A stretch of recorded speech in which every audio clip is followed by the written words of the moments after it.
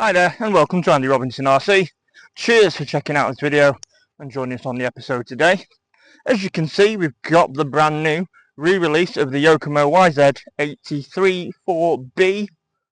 As some of you may know, I've got the 870C, and so this is like the previous generation of dogfighter.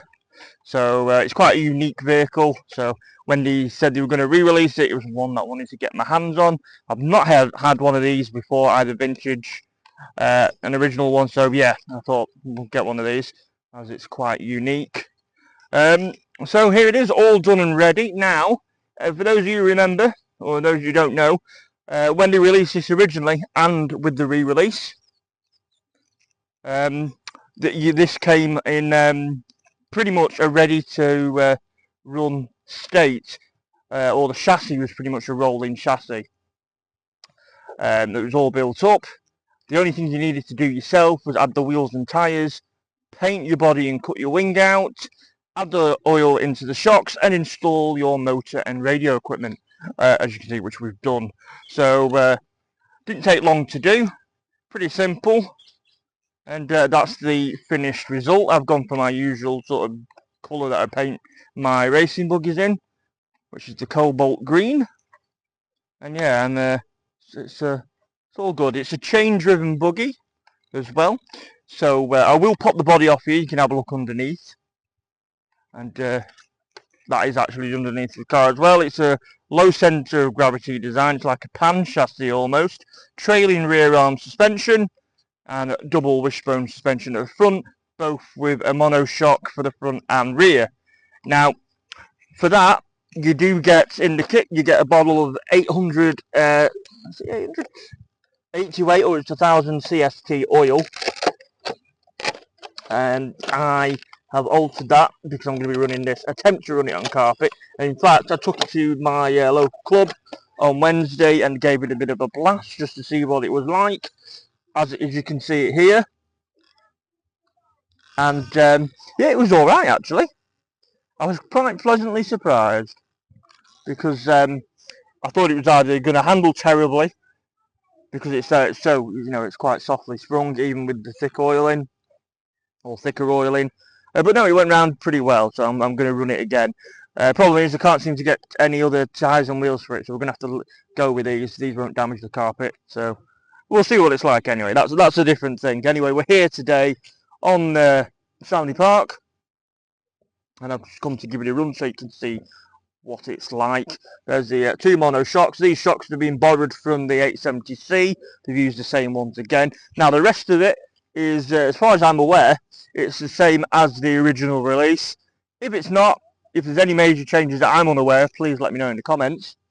And you can see it's quite a traditional setup. We've got a quite tame 21 turn brush motor in at the minute. That'll be getting swapped out when I race it. 40 meg receiver, 1080 brush speedo, and of course a servo as well. So yeah, quite a traditional setup really. And yeah, there you go. There isn't a great deal to talk about, I suppose. I mean, this buggy, as I said, it was a unique design, and actually this won the 1985 IFMAR World Championships with Jill Losey Jr.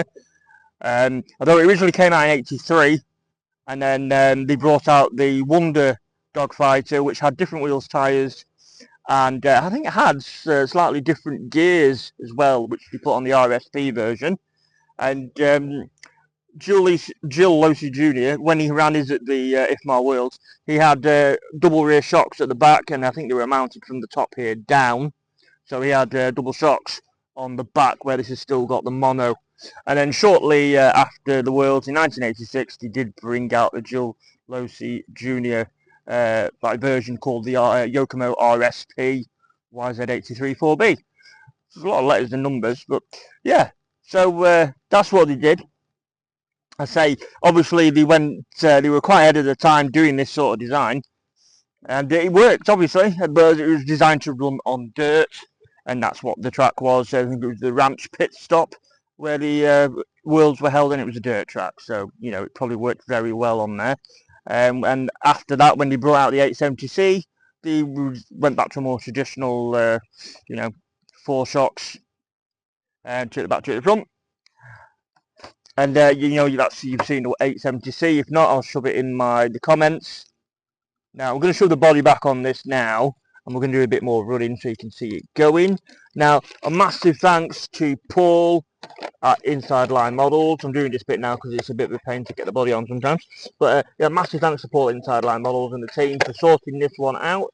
They got hold of this one for me, as well as the RC10T, which you've sort of seen. And I'll be building that up soon. I've just finished the RC10DS. I've just got to do the body shell for that. But yeah, so big thanks to Paul for sorting this one out. I didn't know we'd get one of these or not, especially with some vintage releases seem to be hard to get hold of, or you come in limited amounts in the UK. So anyway, there we go. So also as well, you can get 5% discount Inside Line Models on their web store, which is www.insidelinemodels.com. Use Andy RC5 as your discount code, and you can get 5% anything off the web store. Right, so again, cheers to Inside Line Models. Anyway, let's get this down on the ground and we'll give it a bit more of a run. Now, as I'm saying, even though I've put extra thicker oil in the shocks, even on this lumpy grass, it is riding the bumps, I think, quite well. And what I did notice was that I actually think the quality in this re-release is better than the 870C. That could just be me, but the parts feel better quality to me. Let me know what you think if you've seen both of these, the releases, or you've got them. But yeah, I think it's good. Myself, I'm really pleased with this, and it's just ace. Really enjoy driving it now. Obviously, I can't compare it to the original release. But if it went anything like this, then I'd be pretty happy with it.